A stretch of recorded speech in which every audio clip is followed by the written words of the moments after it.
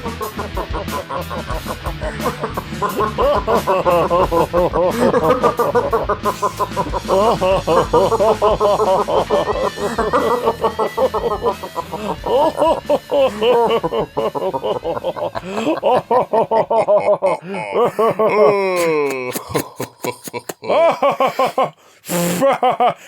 the listeners can't see right now is me puffing on a pipe. Yes. Whose pipe? Well, I also hadn't dusted that shelf in about 2 weeks, so that was the worst decision I've ever made, inhaling something from this pipe. You don't want to puff on a dusty pipe, Chris. Well, You got to clean it before you machine it. What? I don't know. What? I'm not entirely sure, but you know what I am sure of? What? Welcome, everybody, to the Big Damn Cast. Nerdy news, geeky gossip, or whatever the fuck we're going to talk about this week. How are you all? My name is Christopher Esteban Mucho Tension Lower Johnson. My name is the presenter. Of dreams? It'll make sense later. Okay. Ooh. Well, before we begin, if you like the show and you want to support it, fucking do it. Yeah. For the price of a Freddo in 2021, you can help keep the lights on around here. Patreon.com/BigDamnCast. And don't forget you can hit us up on Big Damn Cast on Twitter and all that good shite. You can. More plugs for other socials. Laser of the Shell. Let's plug the socials. Matthew. Yes. Sweet boy. Yes. In your tight enclosed space. Mm. You still haven't watched Inside Number 9, have you? It's one of those shows where like the world has told you to keep watching it, and as a result, you've not watched it. I'm in fact outside number 9. Ooh, baby cakes. Except for like 3 episodes. You just don't know. No. Well, the new series began a week today as of this recording. In fact, shortly after this ends, the next one begins. So there you go. But do you know what was really, really fun? I'm not going to go into spoilers, but suffice to say, listeners who know that I enjoy it, I enjoyed the series opener very much. The style of this opening one was a commedia dell'arte mashed up with a heist movie. Okay. Like right down to the character archetypes wearing relevant masks that would fit the old school like format of commedia dell'arte. And there being the 2 characters who weren't masked, who were the lover characters and all this stuff. And it was just this big, wanky, beautiful, like, nerd fest for sort of theatre geeks, disguised as an episode of Hustle. And it was, and like the guests like Kevin Bishop, Patterson Joseph, like it was a solid like piece of telly. But the best thing about it was the internet. It was Twitter afterwards. Because it's one of those shows now that's become it's one of the best shows that no one's watching. And then you watch it go out in the night and you go, no, a lot of people are watching this now. Like it's sort of, it's not the little show that could anymore so much as the little show that everyone thinks no one's watching. It split the room. It really split the room. Oh. It wasn't that people thought it was cack as an overall feeling. It was that there were people who were like, this is bloody great and really silly and kind of clever and daft as a brush and just what we needed this week. And the other half going, I didn't get it. Or, it's a bit up its own arse, wasn't it? I mean, I didn't get it, but it was up its own arse. So what I'm saying is, if you want to feel wibbly wobbly clever, give it a watch now. Jump on now, lad. Do it. Get it in your eyes. Wear it like a pair of goggles. Wear it like certain Doctor Who actors don't wear trousers at appropriate times. Oof, my God. We're having a conversation. I won't say who, but we're having a conversation with someone yesterday about this in person, and they said, I just think the whole John Barrowman thing's been blown out of proportion, man. It's not. Look, it was years ago. It's come on. People said it was a laugh, and my wonderful wife Lucy just turned to them and went, "Yeah, but imagine it this way: you've started a brand new office job, and you get there, and everyone else has been there for a couple of years, and they all get on." And they seem like a really nice bunch. And then halfway through the big meeting, your boss gets her tits out. And everyone's laughing. You'd feel a bit weird, wouldn't you? You'd feel a little bit creeped out, a little bit uncomfortable. And they went, well, yeah. And it's like, right, well, there you go. And as soon as she said that, you just saw their face go from like, yeah, but to, yeah, okay. Yeah, I get you. I get you now. I still can't quite believe that most of the internet doesn't understand that what he did was wrong.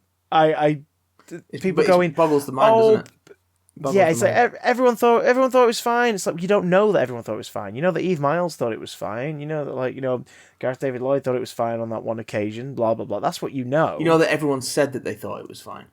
Yeah, but they might not have thought it was fine. Yeah. They might have been creeped out, and they might get on with him as a mate really well. And as such, they're kind of clouded in terms of how they should talk about that. For instance, next to that, you don't know everyone who was in the freaking room. You don't know about the grip. You don't know about the lighting person, the researcher, the runner, the costume person who was there, the person on sound who's like, he's whacking his willy against the bloody sound desk while they're trying to mic him up. Like you don't know. So stop trying to defend it.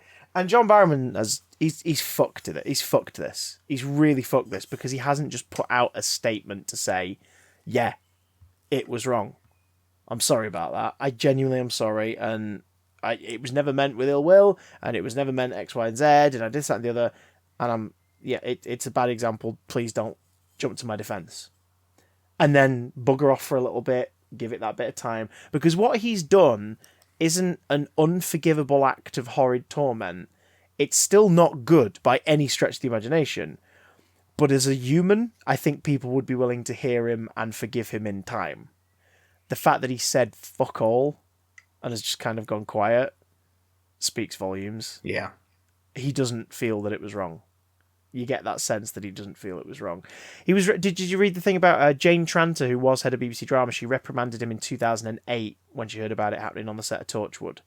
She took him to one side and went, "You fucking stop this now." And as recent, this was an article last week, she says as far as she knew from that point, it didn't occur again on the set of Torchwood.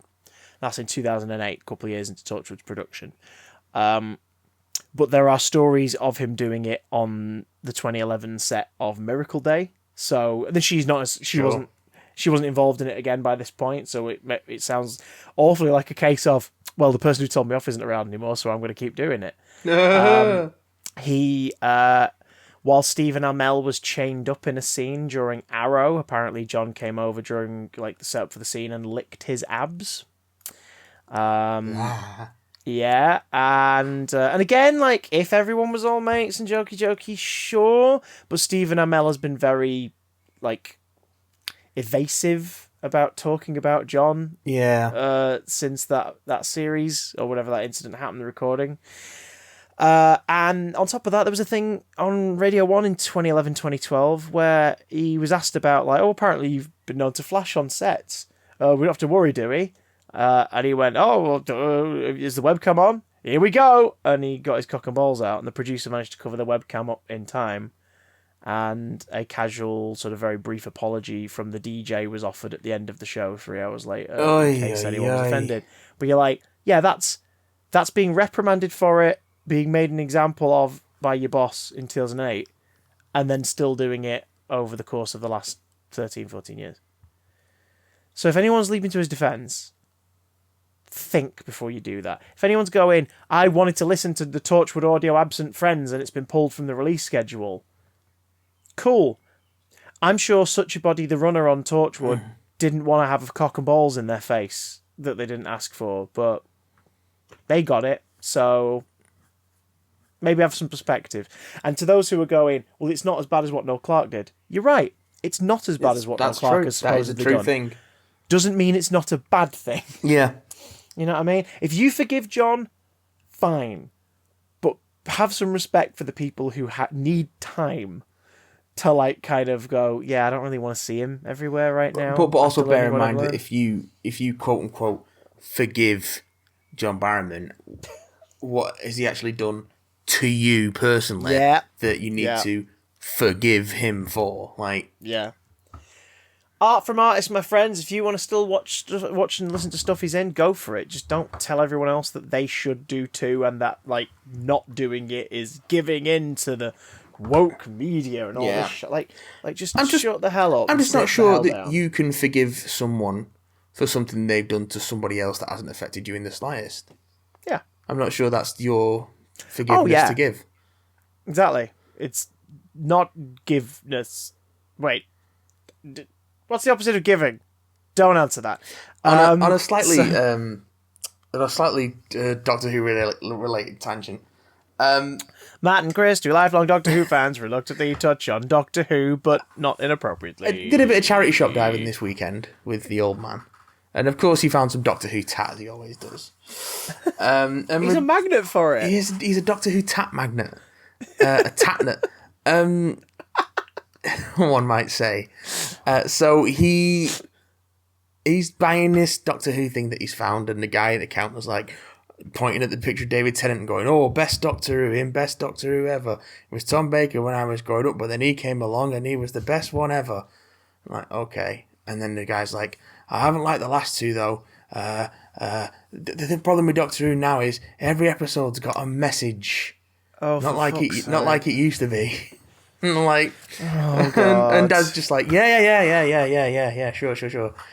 we're getting out of the thing, and I'm just turning to my dad and go, "You know, Doctor Who always has had a message. It's just that when you're a kid, you probably don't notice them, or you probably agree with them." And he's like, and Dad's like, "Yeah, but sometimes it's just easier to nod, smile, and then you can fuck off quicker." I'm like, yeah, okay, that's true. Fair enough, Dad. That's true. It's like, you didn't want to have a conversation with a person you knew was not going to listen. No, exactly. I just, Doctor Who, I have to have a message now. Not like it used to be. I'm like, okay. You know the Daleks are Nazis, right? Okay, that's the second serial. Oh, okay. Cool. Yeah. What was your first story? Silurians. Yeah. You ever thought about it since you watched it? No. Yeah, no, I can tell. I mean, it's 7 episodes long. You get plenty of time to think about it. Yeah, it's not just. It's not a carrot that is briefly dangled in your face, my friend. Well, I'm not going to make that joke. It's very tasteless. What I am going to do... No, but I think we all just pieced together what it could have been. No. Everyone allow yourself that moment. Yeah. And move on. Okay. Yeah. There we go. That wasn't going to be good. I'm glad I didn't do that. No. But what you did was you gave us the panto version, which is you allowed the listener to formulate the joke, and then it's on them. I now feel guilty because I know what the joke could have been. I'm going to let you put that together in your face. Ahead. So, speaking of things that you need time to think about. Oh, God. Do you remember back last year when... 2019, right? 2019. Yeah. Do you remember in the wastes of 2020 summer... Oh, no, yeah. The wastes of 2020 summer. And it was very up in the air as to whether cinemas were going to be showing films or not. And a lot of big releases were coming out or not. And you remember the stink that Christopher Nolan made about his new film at the time and how it had to be in cinemas because it was such an experience and it had to be experienced on cinema screens. Yeah, I remember. It was, no. We're not putting back Tenet again. It has to be seen on a cinema screen, and we're not waiting around. I'm not putting it on a streaming service. I'm not putting it up for rent. People have to go and see it, he said, because it obviously must have been that much of a cultural experience that minds would change, perspectives would shift, ideas would open, and hunger and poverty would be cured by its release. I watched it this weekend on a streaming service. Good God. Just as Christopher Nolan intended. Just as Daddy Nolan requested. And so I've seen Tenet. The thing that I never thought would happen has happened. I've seen Tenet. I mean, for Christ's sake, you put out a podcast last year called You Are Never Going to See Tenet. But it turns out that you are going to see Tenet. To the general public. You are going to see Tenet. What brought it right? Set the mood. We were literally... In the words of what erstwhile once musician David Jordan. Set the mood. What was the... We were why? Scrolling through Now TV, looking at what fresh movie releases had gone on there. And out of all two options... We came across Tenet. Aha! And then about 3 days later, we were like, yeah, let's watch Tenet. Let's spin Tenet. Let's do this. So we watched Tenet last night, Sunday night. It's a bit too long. What's the runtime? What are we talking? It's like 2 hours it's just under 2.5, I think. Okay, that could be digestible. It takes a certain type of editing and presentation to make 2.5 hours feel either like it's flown by or like a slog. Considering how fast everything in it moves, you'd think it feels shorter, but the pacing's shot to shit. So, shit biscuits. You know that episode of Rick and Morty where it's just a constant string of people setting up heists? You and son of a bitch. Yeah. I'm in. Yeah. It's 2 hours and 25 minutes of that. Oh, no. Basically. Is there a character called Elon Tusk? Because if there is, that's 3 Elon Musks too many. There isn't a character called Elon Tusk. Thank God. But do you know what John David Washington's protagonist is called? So this is the lead character who, in the trailers, it wasn't really made clear who or what he was, but like we knew he was the main character. Go on, what's the protagonist called? The Protagonist. Fuck. And what? Is referred to by others and himself throughout the film as the Protagonist. No. Yes. No. Yes. No, yes. Nolan, no. Yes. No, yes. Daddy Nolan. Yes. Why? Yes. Do they... Yes. Context for new listeners.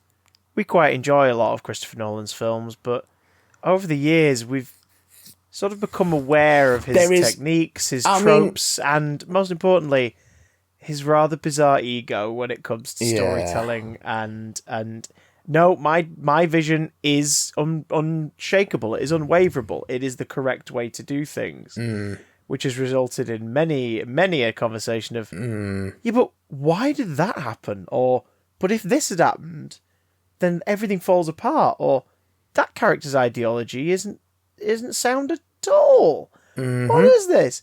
I see you've seen Tenet. Oh no, you've just seen other Christopher Nolan. I've seen the one with Michael Caine in. Yeah, that's this one. Oh God, he's in it for one scene where he I've seen the one with dialogue. Cillian Murphy in it. Is Cillian Murphy in it? No, Cillian Murphy's not in this.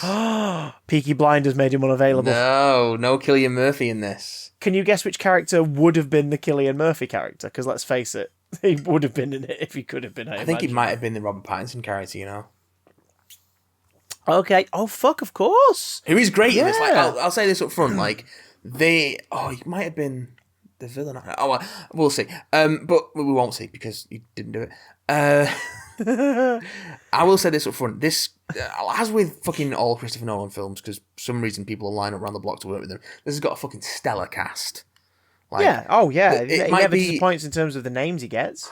It might be a waffle-heavy script with absolutely no emotional weight whatsoever, despite its best efforts to do. But you've got John David Washington, Dark Knight Rises. You're naming them. You got John David Washington. You got Robert Pattinson. You got Elizabeth Debicki. You got Kenneth Branagh. You've got fucking Kenneth Branagh.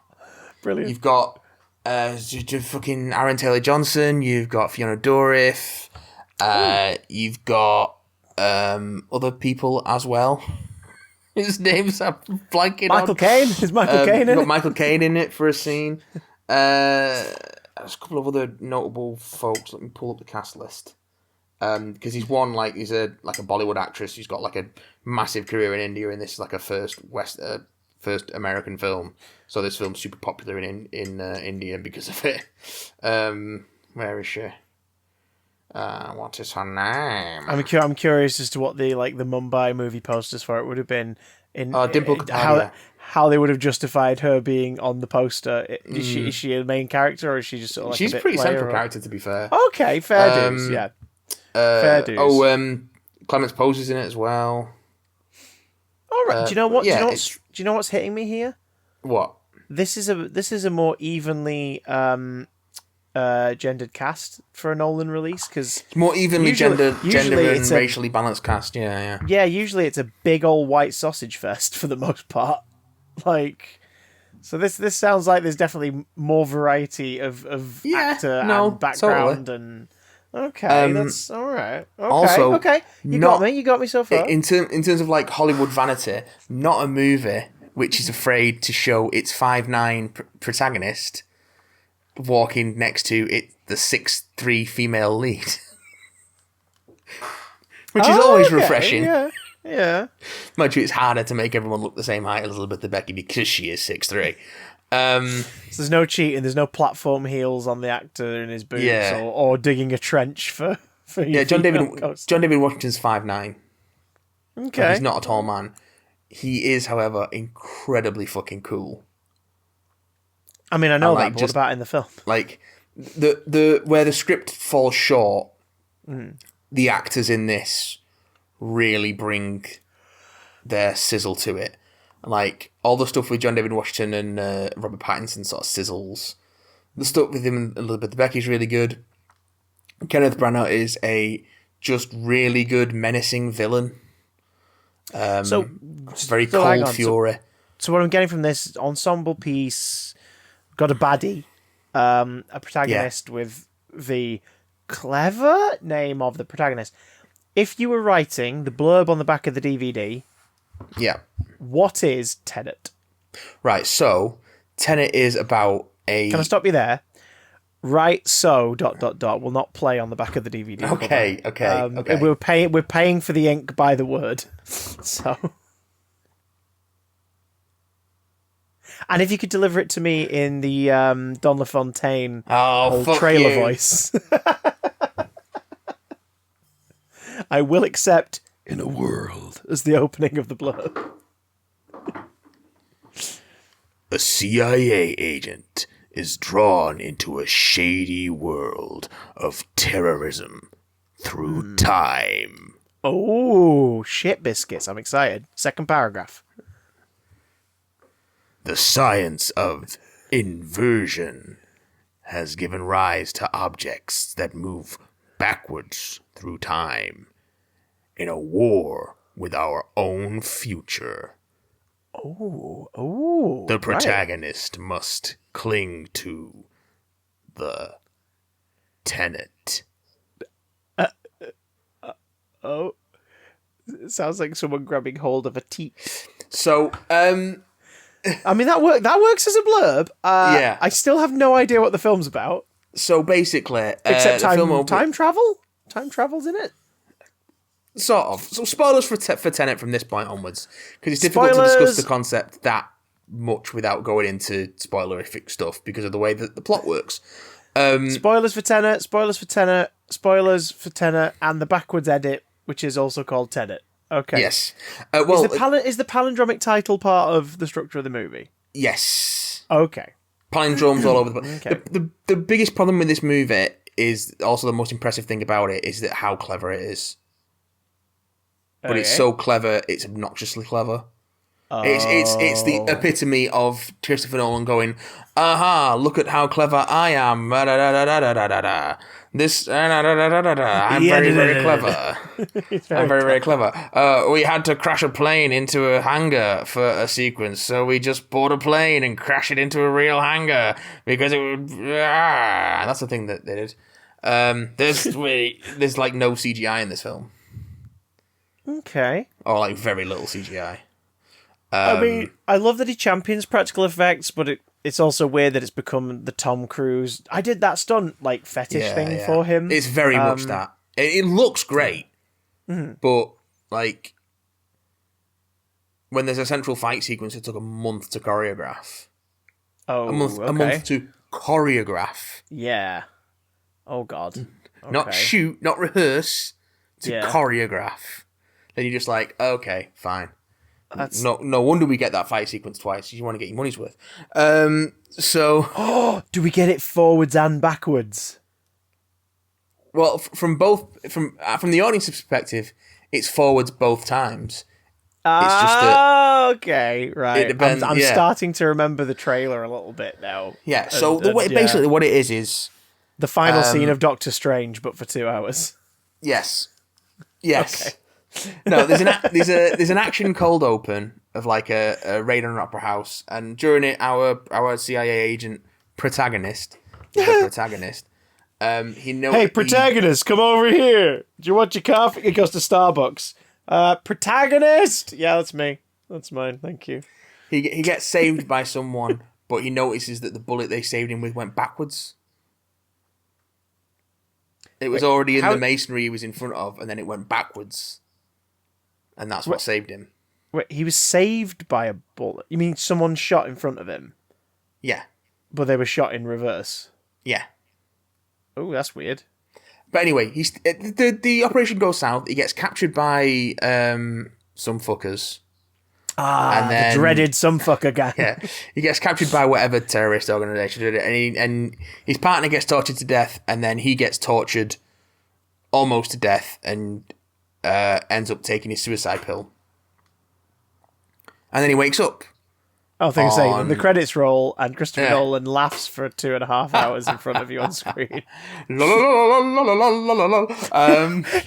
remakes Trollolol for IMAX. Yeah. I mean, that's kind of the thing he would do, really.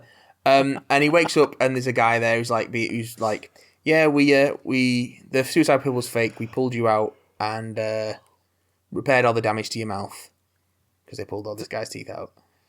Oh god! We pulled you out, repaired the damage to your mouth, and all your team died, but this was a test, and you passed.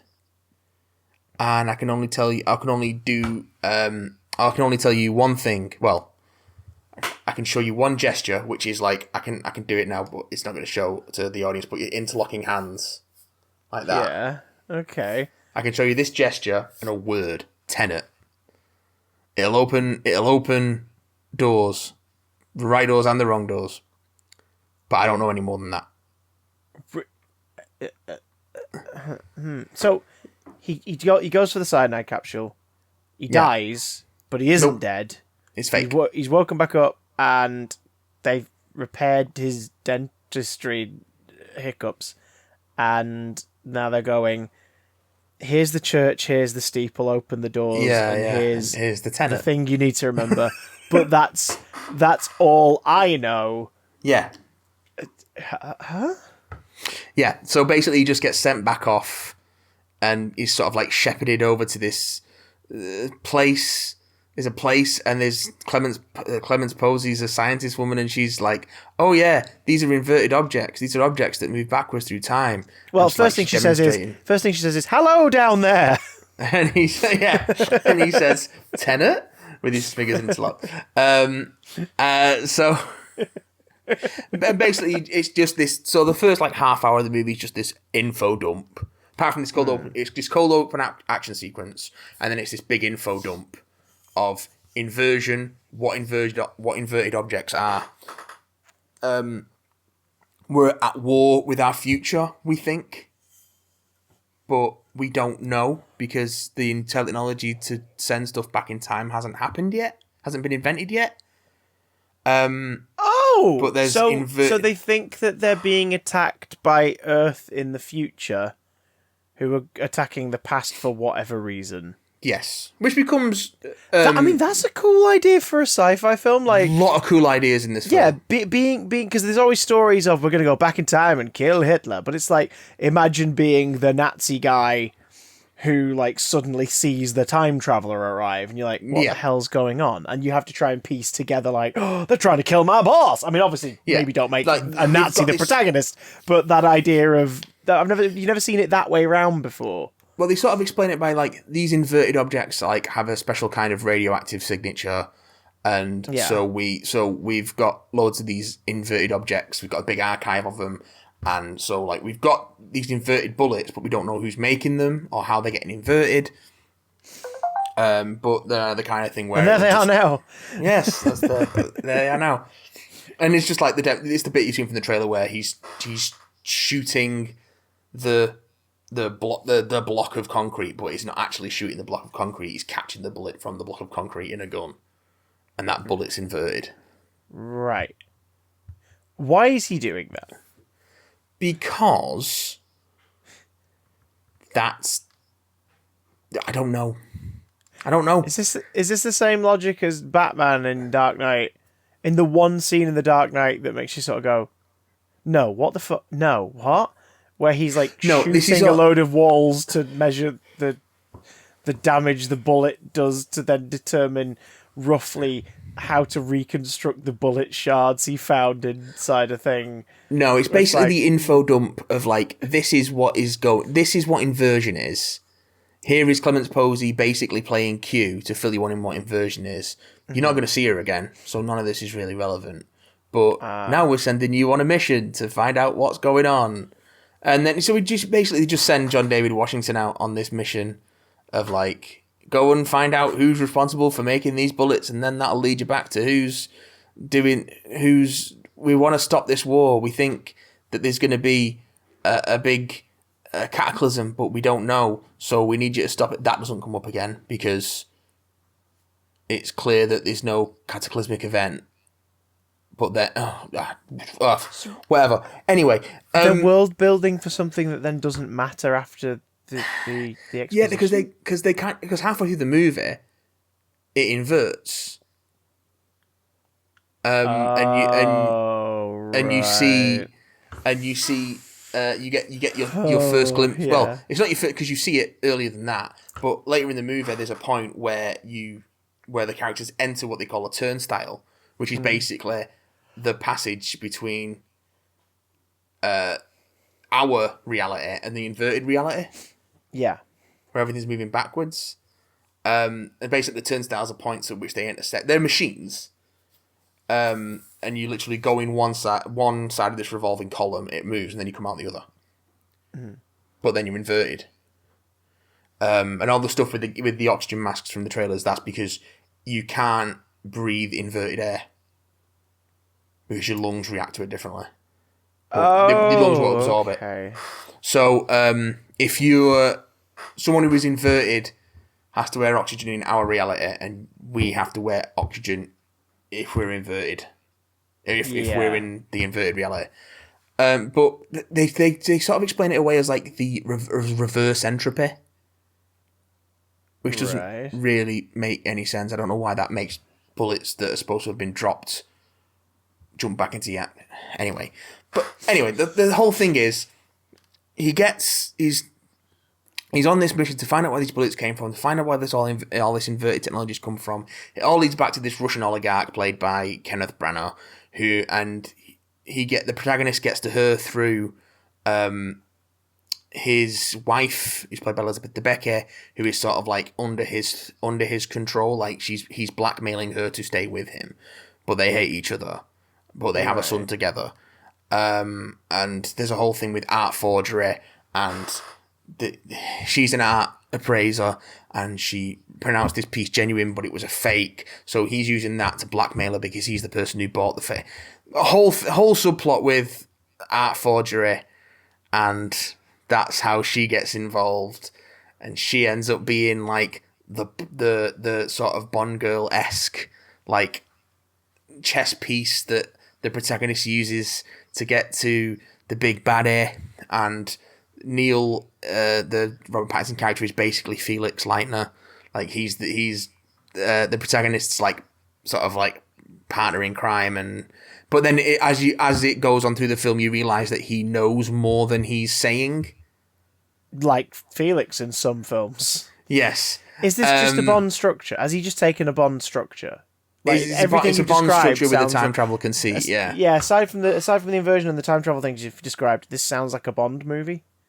Well, so yeah, it very much is. Like, there's a series of heists and a series of like covert operations to get information from different people, and then they give you information that is not complete, and then you have to go and find someone else to get information from them to get a piece of the bigger picture, and then they crash an airplane into a hangar so they can get into a sealed art vault to get this piece of art. But then instead of finding that piece of art, they find a turnstile, although they don't know what it is at that point. And then someone who's inverted comes out from the turnstile and has a fight with the protagonist, but the dude's got a mask on so you can't see who it is.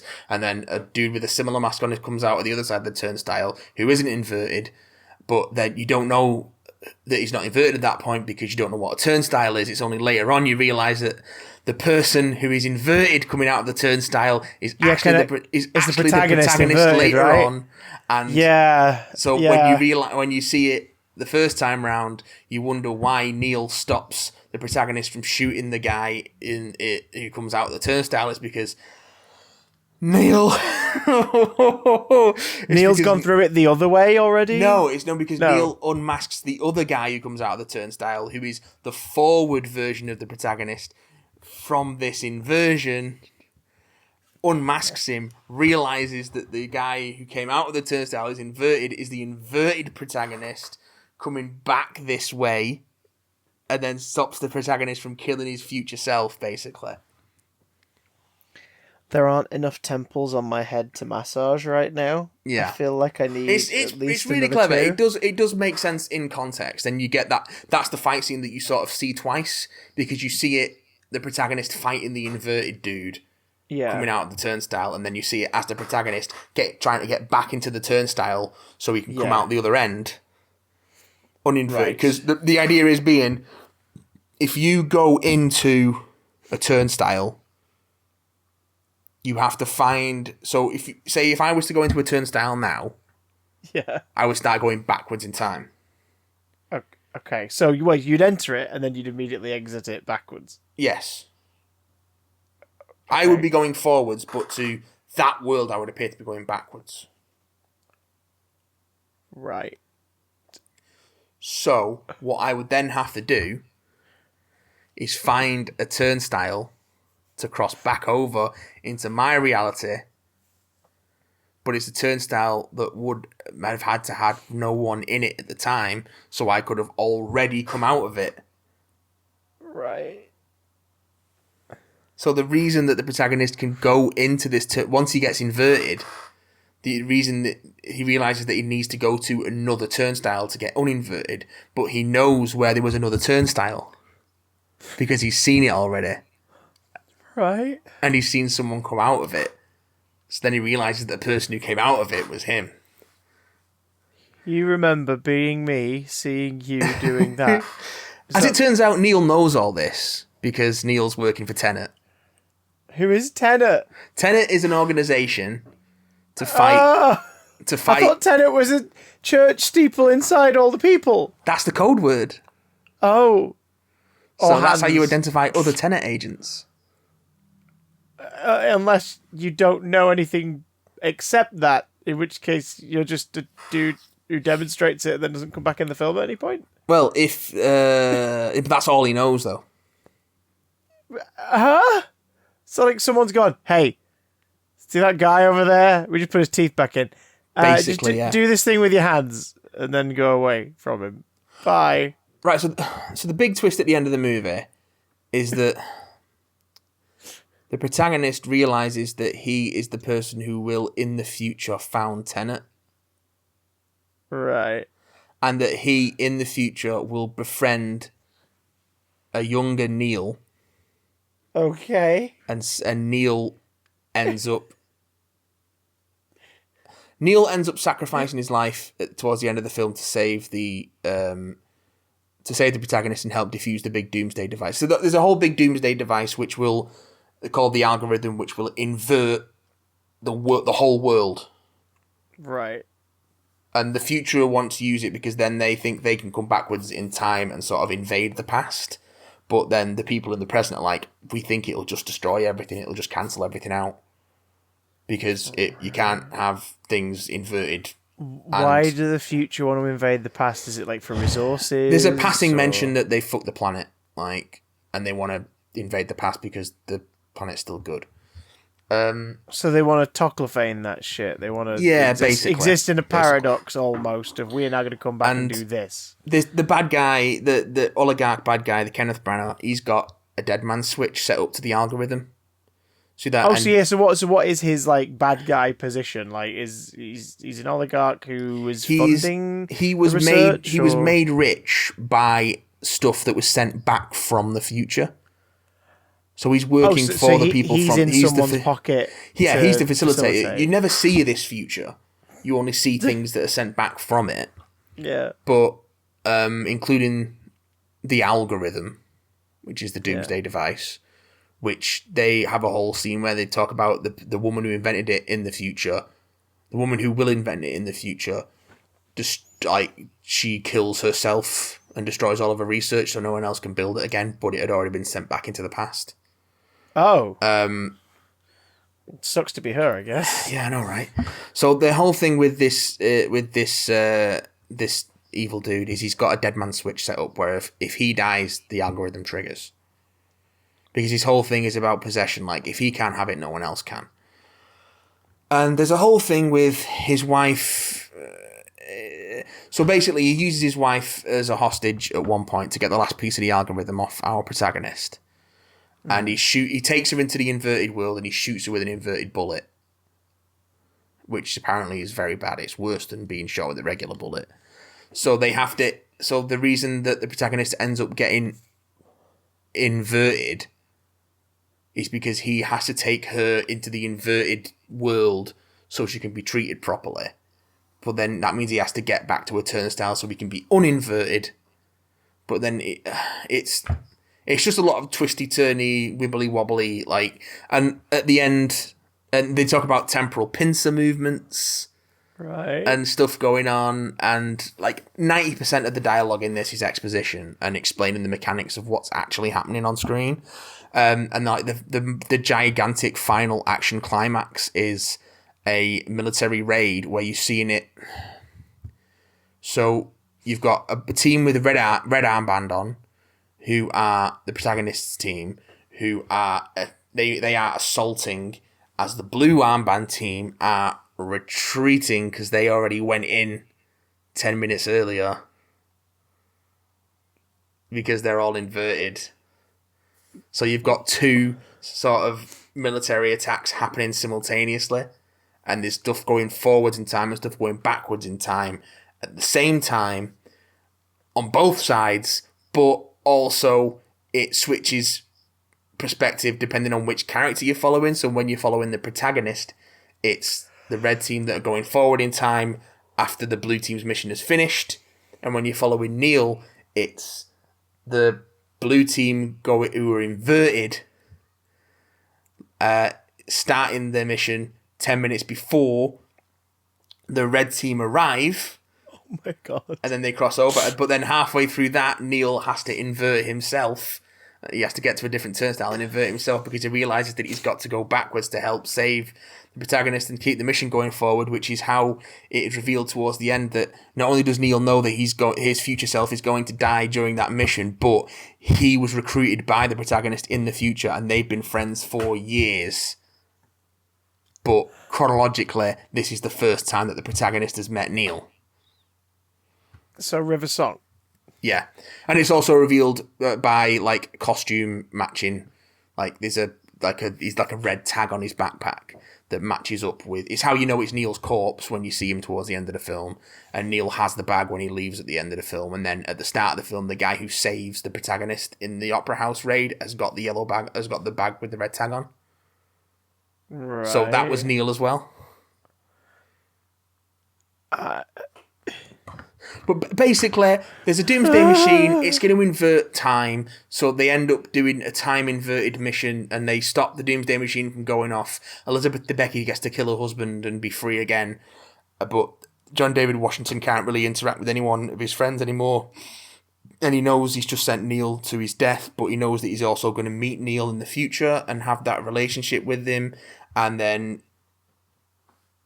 But he also knows that he's going to found Tenet, and he's been working for himself all along.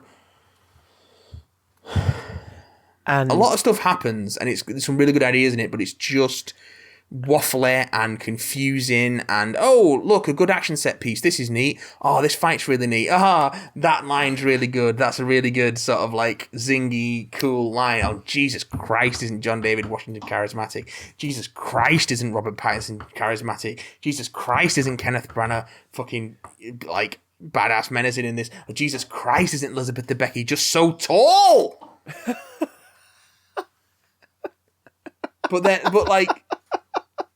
And it sort of dazzles you, tries to dazzle you with this stuff. Yeah. But the problem with this, particularly the climactic action sequence where you've got these two military operations going, sort of crossing over temporally, it's just confusing.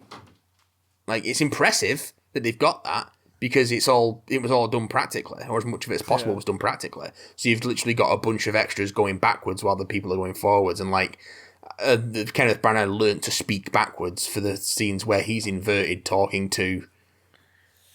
The fuck? Yeah, because there's the turnstiles have what they call proving windows, so you will see a mirror of the same room on the other side. The idea being, so not only can the immediate past and the immediate future interact there when they cross over, but if you don't see yourself going in to the proving window on the other side, then you shouldn't go in, because it means you ain't going to come out the other side. Okay. A lot of this stuff is just dumb. Like, the movie just dumb. Like, a lot of this is characters moving from action set piece to action set piece, delivering very fast exposition and explanations at each other while they're doing that. So it's a bit like Sorkin meets Fast and Furious. Do you get some of that shit that happens in Inception and Batman Begins, where like a character is exposition dumping upon another character, and then it'll suddenly cut to like a completely different location, and they're one sentence later in their explanation? Yeah. Oh God, Nolan! Fuck. There's one where it's like a three-way conversation of these people, of Neil and the protagonist and the other guy and another guy whose name I forget, like setting up the whole airport. We're going to crash an airplane into a hangar, distraction, and you guys are going to break into the art vault. And it's like, it's the three guys talking to each other, but then it cuts to them individually talking to other characters to try and sort these things out. And it's just shot in a really like whirligig, distracting way, as if to sort of distract you from the nonsense that these characters are fucking talking about with fancy camera moves. It is the, all right, you son of a bitch, I'm in. It's 2 hours and 25 minutes of that with action scenes. Hell. Like, it's just that. Oh God.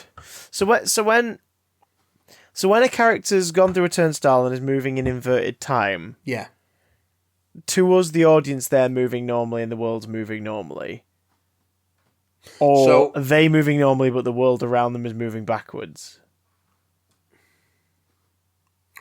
If I was to go into the inverted dimension, or the inverted timeline, I would be going forwards, but the world around me will be going backwards. Okay, so it's like you've gone backwards in time. Yeah, you're literally rewinding time. Well, so there's a moment in when he's inverted, the protagonist gets in a car accident and the baddie sets the car on fire. Yeah, but he nearly dies of hypothermia because the laws of thermodynamics are inverted. So instead of burning, he nearly freezes to death. It's things like that.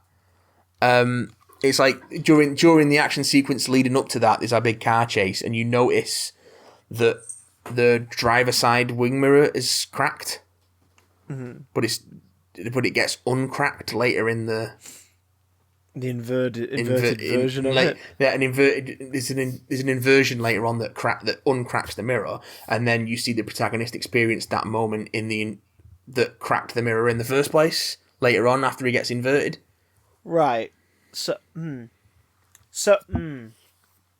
when he encounters himself, from either side of the turnstile, but like when there's one of them moving in normal and one of them moving inverted, is the inverted one to the protagonist walking backwards, for example? Yeah. So when they're fighting, how do they fight? Because he just moves to wherever he was going to. It's all about intention. Right. So he's if it were me, I'd go that way. So I'll go that way in reverse to catch him off. They kind of sort of explain it in the Clements Posey info dump scenes when he's messing with the bullet and like he puts his hand over the bullet and the bullet jumps up into his hand and he's like, well, is free will a thing? Because why would the bullet jump up if I chose to put my hand there? And she's like, well, the bullet wouldn't have done anything if you hadn't put your hand there. You're not catching the bullet, you're dropping you've already dropped the bullet. You're dropping the bullet in reverse. Yeah, it's overly complex. And it does lead to something like that in that scene where he's fighting what you later find out is himself, inverted, is really creepy because this fucking dude in black tactical gear, his face you can't see, just comes out of this thing moving backwards, reassembles this gun that's been disassembled on the floor, pulls 3 bullets back into the gun from a window whilst grappling with the protagonist, and then it's stuff like he gets knocked onto the floor and he's doing this weird crab scrabble backwards but what he's actually doing is trying to go for the gun, but he's moving backwards because he's inverted. Yeah. It's weird. And it's not particularly... It's not earth-shaking. Like, it's a decent action movie with really impressive set pieces, but they're only impressive because you know that they were done practically, and that's difficult. They're not impressive because well, some of them are really good, and there is an action... One of the simpler action sequences where early on the protagonist gets taken to the kitchen of a fancy restaurant so he can have the shit beaten out of him by the bad guy's goons, but then he just gives him a one-liner and just strolls through the kitchen beating the shit out of all of them. Like, it's a very John Wick sequence. Yeah. And I know I've already said it, but it bears repeating. Fuck me, John David Washington is cool. He's so effortlessly cool. It's upsetting how effortlessly cool this motherfucker is. Honestly, like, it is like... It feels like it's just... Christopher Nolan just wanted to make a Bond movie, but with some backwards, freaky-looking stuff. But it's such a slave to its own concept. Yeah. That, like, the whole thing is the Elizabeth Debicki character of, like, her having a son and... like her, like thinking of son, like loving her son and really wanting to be able to get him away from his dad because his dad's a bad person, but of course because he's the bad guy and he's got blackmail stuff on her, he's got control of them all and he can kind of. But you see like there's like less than 2 minutes of time in the film in which you see her interacting with her son. Oh. Wait, they have over 2.5 hours to play with, but that doesn't get more than a couple of minutes. Yeah. She does a lot of telling you about how tortured she feels in this relationship and how emotionally crippling it is for her to only be able to see her son when this fucking evil dude deigns to let her see him, but it's never demonstrated. It's just everything is told to you. They tell you all the things they should show you so they can show you some stuff that they're really proud of because they did it for real. That's the film. This sounds like Inception 2.0 to me. It's Inception, bigger, longer, and the uncut. Visuals, the visuals is what has got the Nolans' nipples a quiver. And then, as it's being brought to life, it's like, explaining stuff, I guess. The difference with Inception being... is that central emotional core is reinforced by the Michael Caine character being related to the Leo character. Mm. Like, if I remember correctly, it was his daughter. The Marion Cotillard was his daughter in that. Yeah, and also Elliot Page's character is a window in, but not then revealed to be integral to the structure of it from the future. No. Yeah. But the sort of so you have an everyman to take you into the world of it and witness it. Whereas in this case, you're an everyman, except you're not. You're a CIA operative who does all this stuff already, and also it turns out you're the villain in the future. Maybe no, he's the good guy in the future. You're the good guy in the future. Maybe you're the Joker, baby. Because Tenet is like the good guys of the temporal war, whereas the bad guys are the polar opposite. They're called Tenet. Yeah, palindromes everywhere because Nolan likes to tug himself off while he's doing the edit. Of course, we all know the palindrome of Bolton would be Notlob. So hey, so the thing is that the thing that works about Inception is that Cobb, Leonardo DiCaprio's characters, his emotional turmoil is central to the mechanics of the plot because his guilt manifesting as the sort of spectre of his wife, as played by Marion Cotillard, is the biggest spanner in the works of the thing he's trying to achieve. Yeah. Whereas the emotional pull is this woman's relationship with her son, who we barely see, and also, yeah. in terms of the mechanics of the plot, you could kind of cut her out entirely and still have the plot work as like a spy movie espionage thriller. With So it's a temporal the twist. only emotional anchor worth holding on to in that way, but there's not enough of it to make it. Well, there isn't one with your main character because he doesn't have a fucking name. That's so weird. That's so fucking weird. The only reason that the character stuff in this movie works as well as it does is because of the actors. Like, really selling it. Like, there's real chemistry between Robert Pattinson and John David Washington. There's real chemistry between Kenneth Branagh and everyone on screen. There's real chemistry between Elizabeth Debicki and John David Washington. Like, the stuff between them, the dialogue itself is dreadful. But yeah. They sell it. And they sell it with conviction, and they sell it with charisma, and they sell it with style, and that's all this film is. This film is style, and style, and style, and style. And you know what style does not make? Style does not make a film. It makes a nice trailer. It makes a nice music video. It does not make a 2-hour and 25-minute long film. If this film did not have the caliber of actors in it that it does, it would be unfucking bearably dull. But as it stands, it's just incomprehensible. As it stands, it's just cool. It's fine. It's fine. And some of the stuff looks cool. This is how I feel I've been looking at you as you've been describing this, by the way. Yeah. I mean... Yeah, for everyone listening at home, I just showed him that still of Leonardo DiCaprio staring sort of baffled, confused, and slightly enraged at Cillian Murphy. Honestly, you don't have the Now TV movie pass at the moment, do you? No, we just have the standard package for entertainment. It's on there at the moment, but when it comes to a streaming service, it might be worth checking out.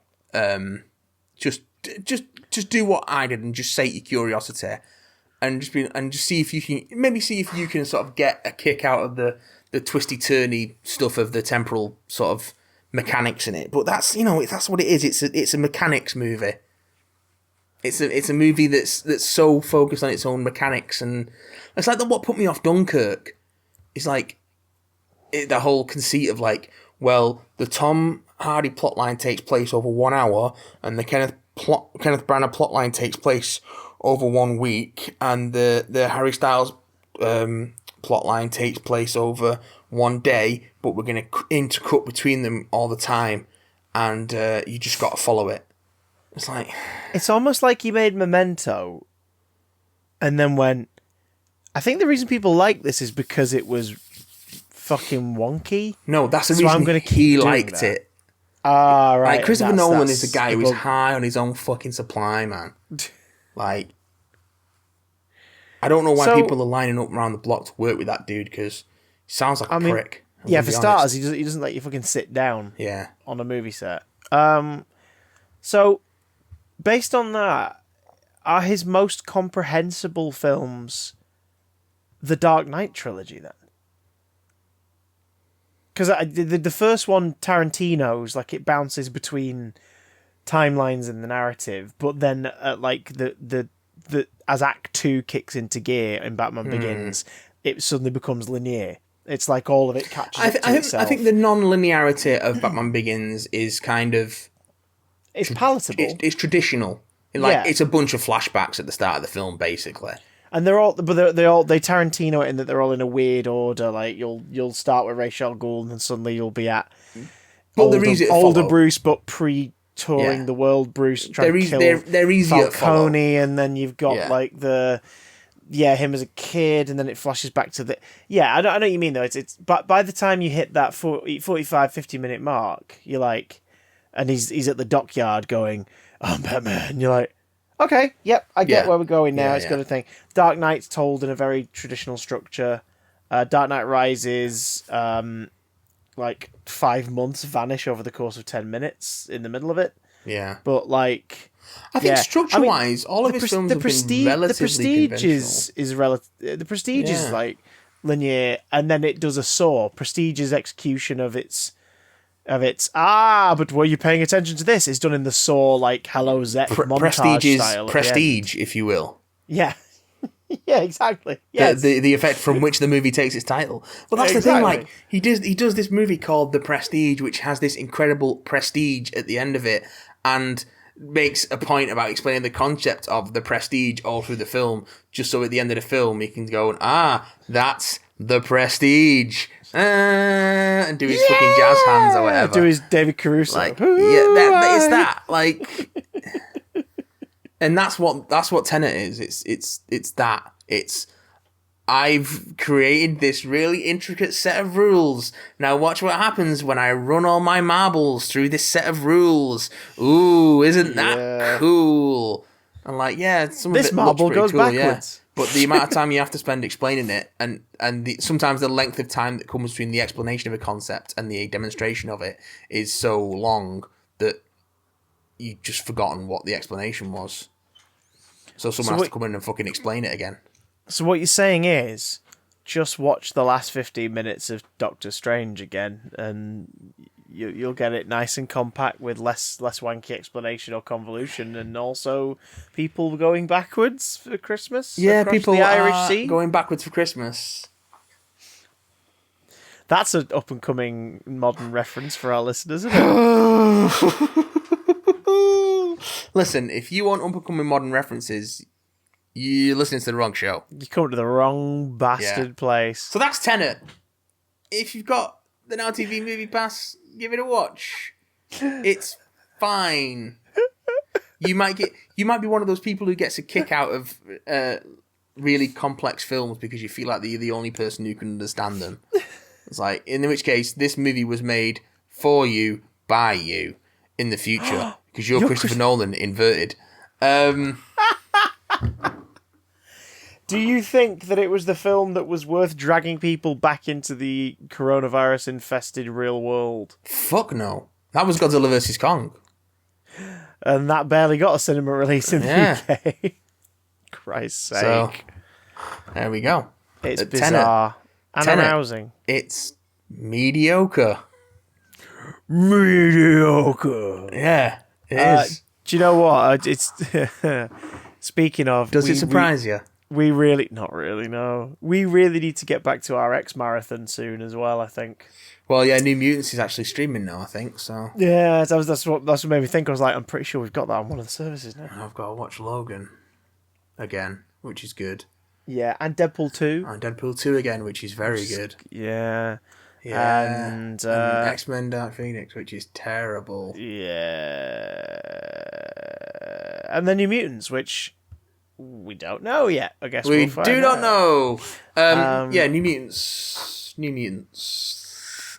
New Mutants. I mean, technically, Winnie the Pooh deflating. Technically, New Mutants. Oh no, Eeyore's tail's been jammed into Pooh's lungs. Good Lord. Technically, there's 5 films we have to watch for the next one, but I can quite easily, very briefly recap Once Upon a Deadpool.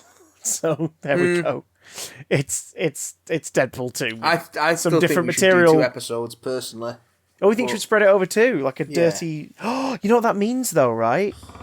What, the Dark next time Phoenix and New Mutants are the last ones? Yeah, we'll get a really nice, tasty one with Logan and Deadpool 2. Yeah, I think that's the way to do it. It's like do what the Fox X-Men universe did and have, get really good and then die with a whimper. Fair enough. Shall we do that for next week? Should we do Logan and Deadpool 2 next week? And catch up on our mutant isn't marathon? Next week the anniversary, or am I thinking a week ahead? I think you might be thinking a week ahead. This is 256. This episode, I believe, the one we're currently recording with our mouth holes. Yeah, I don't know. I've lost. Okay, then yeah. Yes, 256. We've got 2 more weeks. Can I watch Deadpool 2 and Logan this week? Ooh, he's looking at his sketch, boys and girls. I think I can. I think I can. I know I can. I think I can. I'm gonna get up early. I'm gonna get me bran flakes. I'm gonna put Logan on the telly.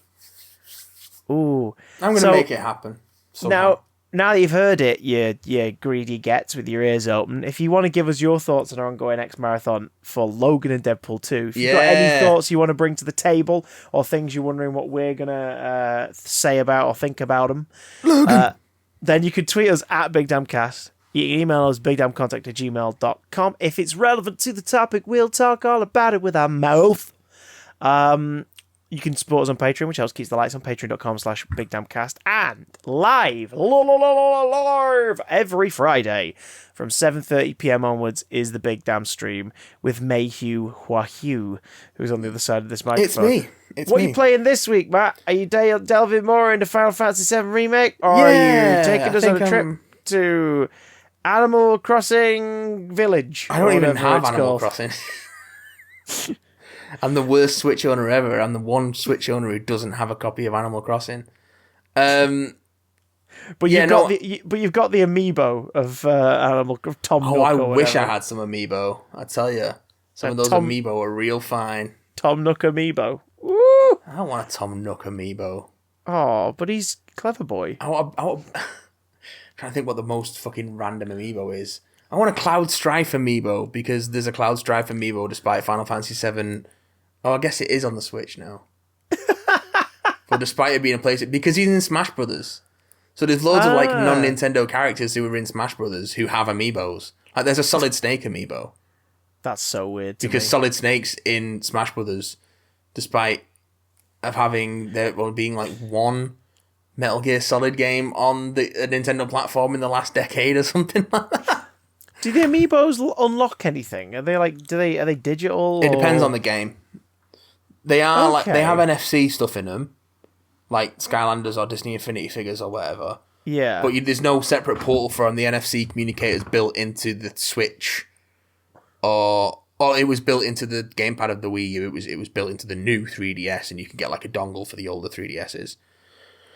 And depending on the game, it would so for Smash Brothers, you can have custom fighter data that you write to an amiibo for that character, and you can use it on other Smash Brothers games. So you can carry around your little amiibo, and it's like, this is my version of Samus. Oh, so it's like a memory card. Kind of. Your character. And then some of them unlock stuff like the amiibos.